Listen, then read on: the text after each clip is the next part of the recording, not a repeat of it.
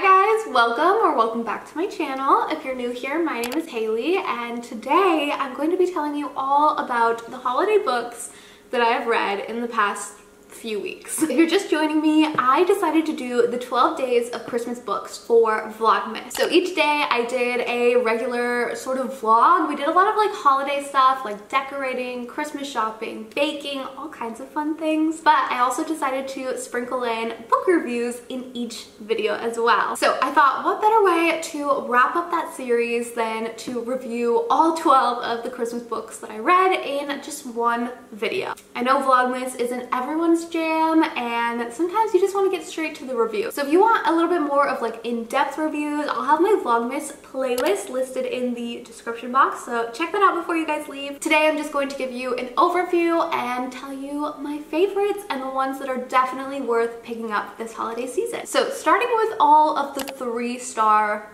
reads, I would say this was the majority rating for each of the books that I read throughout December. A lot of these holiday books are kind of cheesy, cringy, hallmarky sort of vibes, a little bit mediocre, you know what I mean? So a lot of them did end up falling into the 3-star territory. Starting with All I Want for Christmas by Maggie Knox. I ended up reading 2 books by this author for Christmas, and starting with this one, this was about a kind of like a singing competition reality TV show similar to American Idol or The Voice. One of the main characters, it is her goal to have a singing career and become a star. She is risking everything to make it happen. And the other main character, he has a famous father and he already has a little bit of notoriety himself, but he really wants to make a name for himself outside of just being underneath his father's name. So they're really depending on winning this reality show. They end up having like a fake dating PR relationship to boost the ratings. And with any fake dating trope, they end up falling for each other. So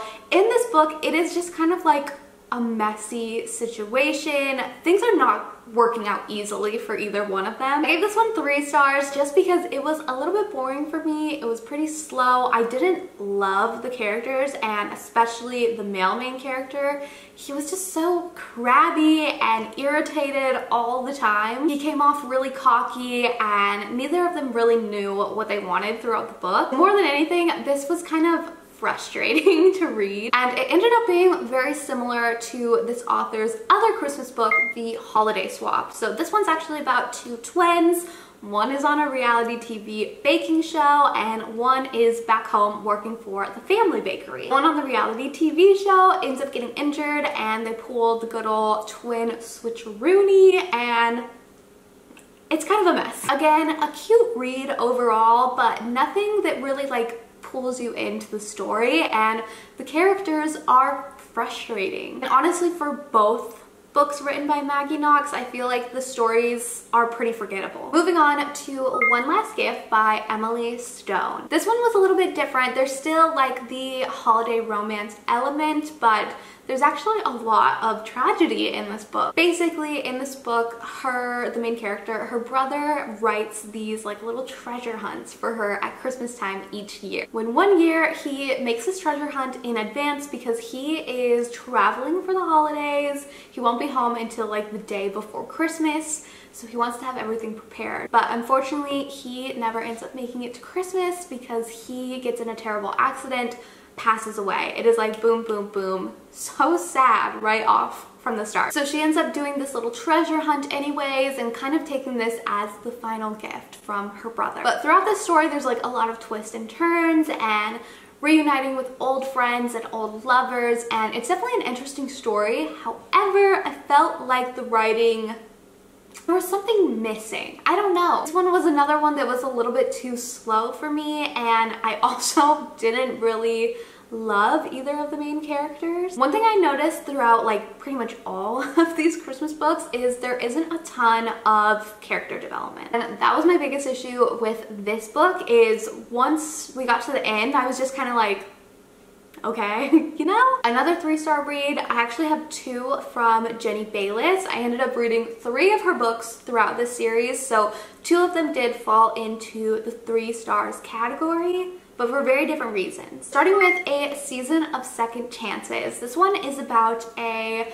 divorcee. She was recently cheated on multiple times by her husband, but she'd known about these affairs over the years, but recently caught him in the act, and she was like, you know what, this is it. I'm done. I can't live like this any longer. And they actually owned a restaurant together, so it was definitely a messy divorce. She's trying to create a second chance for herself. She ends up getting away to this little beach town. It's very, very adorable, and she's kind of in a strange leasing situation from an older woman who has lived here basically her entire life. So she's kind of the guardian of this home. She pays for like the utilities and all that, but she's not actually paying the rent. She's more of like watching the house for a few months. And I really liked this book overall. I do like Jenny Bayliss's writing for the most part. This one more so fell into the 3 stars because it wasn't what I was expecting. It's not like heavy on a holiday romance. It's not like a second chance with a new love. It's a second chance on life. And that was my mistake going into it. The love interest in this book is a little bit boring, and Jenny Bayliss definitely has a theme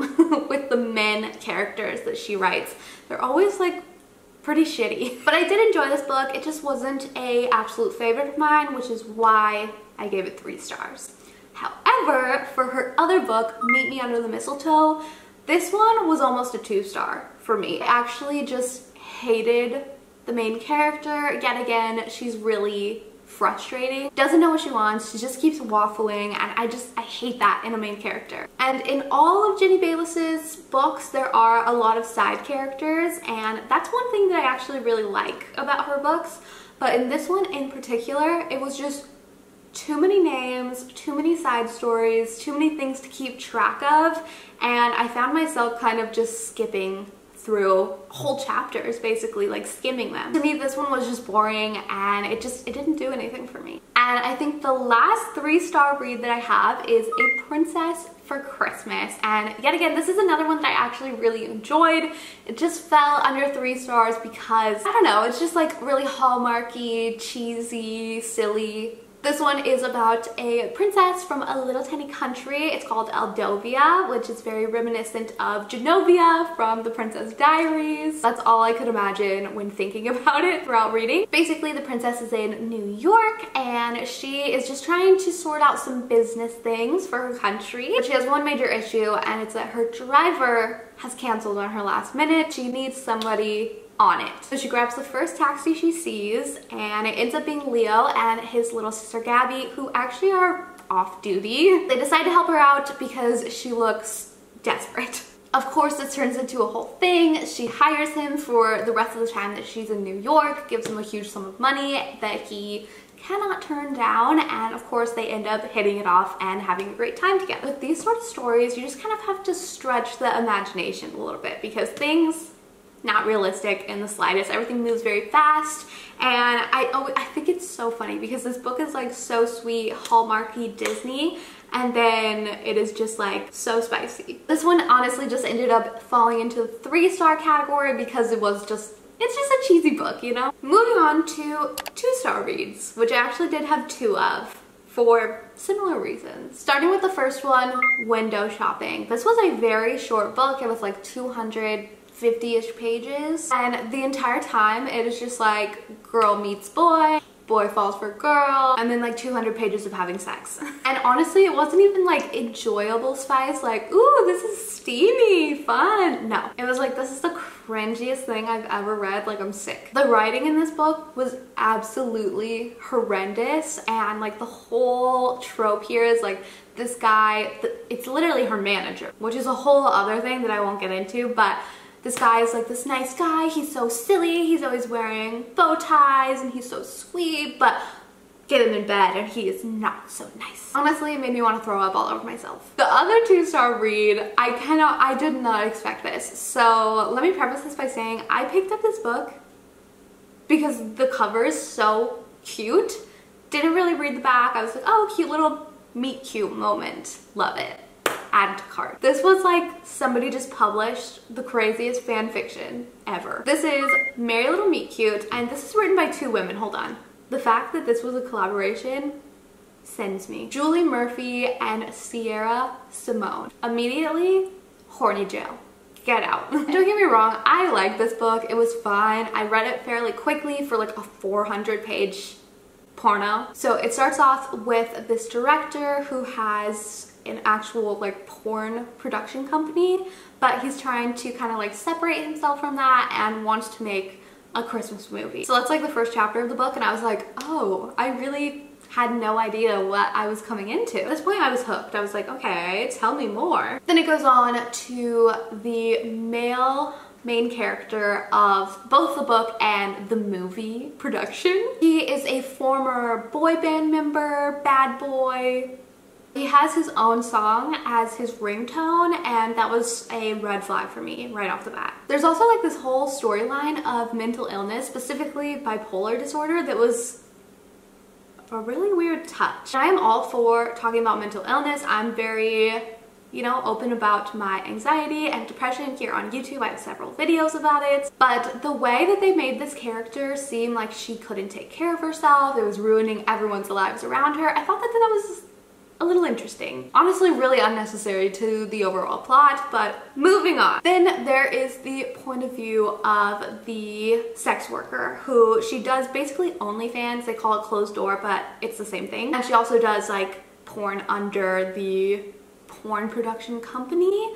So anyway, she gets hired for this Christmas movie because there is like a last minute accident. Things get all crazy. The original actress, she gets injured, she needs to be replaced. There's also like a bunch of issues with like makeup, hair, costumes. So again, all of those people that are from the porn production company come in and like fill in the gap. And then the people that are actually like working on the movie, the producers, like everyone else, they're not supposed to know that these people are from the porn industry because these worlds are supposed to be separate. Anyways, what do you know? The bad boy ex-band guy is a subscriber of this girl's OnlyFans, closed doors, whatever. And of course, she is a huge fan of this guy. It's basically like, I'm imagining like a Justin Bieber-esque situation here. Anyways, the book is funny, it's chaotic, it's absolutely ridiculous.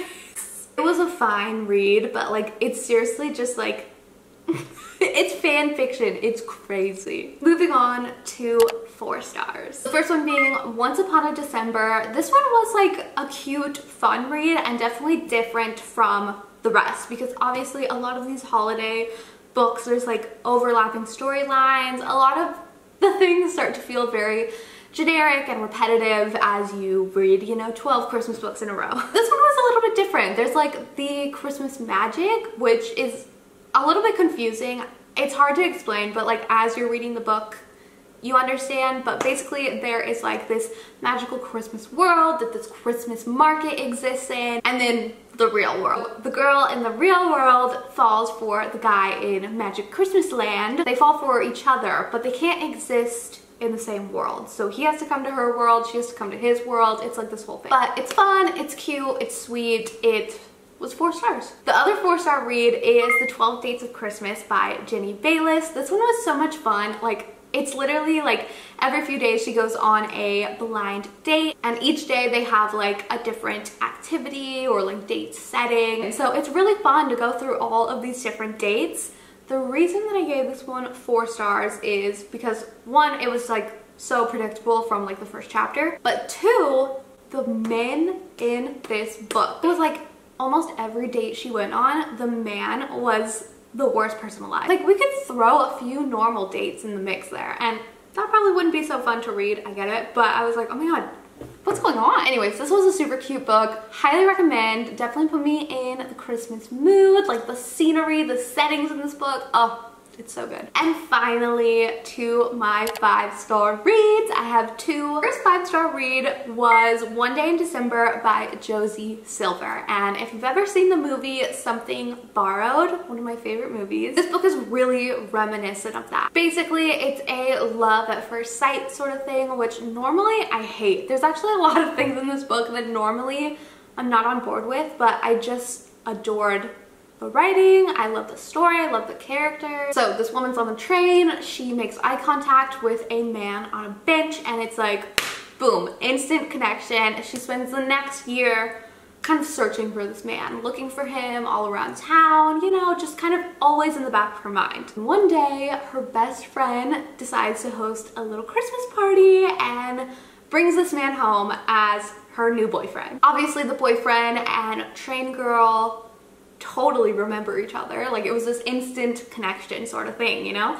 So they don't say a word, they pretend that they never met, because honestly, they really haven't. And over the next few years, they are just constantly in each other's life. And this book was really fun because it takes place over 10 years.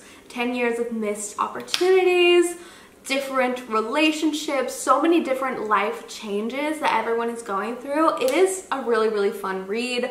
I loved it. The other 5-star read is Holiday Romance, and I totally did not expect this one to become my favorite. I do definitely judge a book by its cover, and this one I was like, oh, okay, it looks like a cheesy little read, and I mean, they're all kind of cheesy. Christmas, you know. But this book reminded me so much of People We Meet on Vacation by Emily Henry, except a Christmas version. So this is another one that takes place over like 10 years of travels together, and they eventually end up like kind of falling together, and the story is just so cute. I love the characters. I love them. I love them. Honestly, I ended up loving this book and these characters even more than I did with People on Vacation. I just thought it was so, so cute, and I highly recommend. So those are all 12 of the books that I read for Christmas and my recommendations.